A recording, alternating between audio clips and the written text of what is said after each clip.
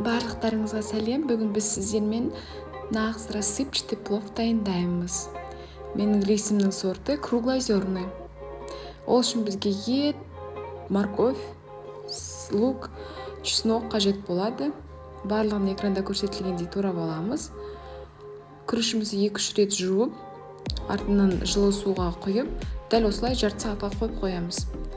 Майымызды қатты қыздырып аламыз. Қызып тұрған майымызға ең алдымен пиязымызды қуырып аламыз жақсылап тұрып.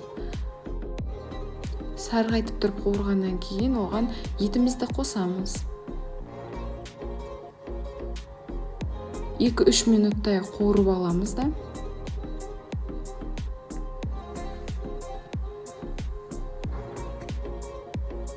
Әдемі түс беру үшін куркума қосамыз.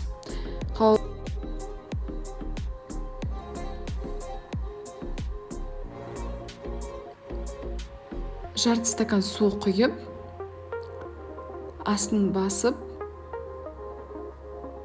жарты сағатқа буға бұқтырып қойып қоямыз.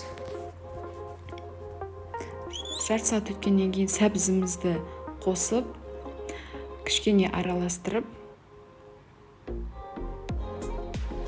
10-15 минут бұқтырып аламыз.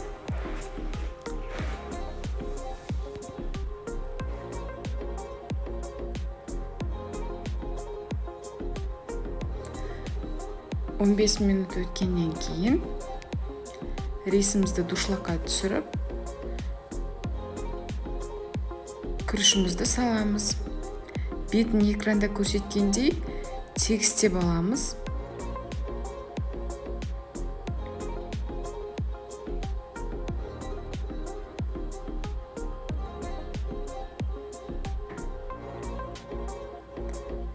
Және оған 1-1,5 сантиметр ғана рисімізді басатындай етіп, міндетті түрде қайнаған ыстық суды құямыз.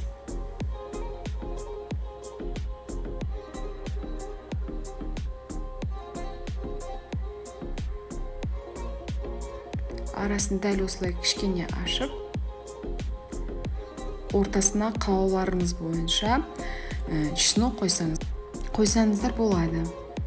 Қайнағаннан кейін астын басып, тек 15 минут пісіреміз. 10 минуттан кейін бетін ашып, видеода көрсетілгендей астынан үстіне қарай ақырындап аударамыз.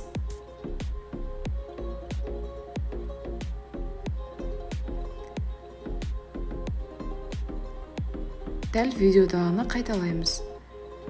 Артынан бетін жауып, 5 минутқа қоямыз. 5 минуттан кейін сіздің тамағыңыз дайын болады.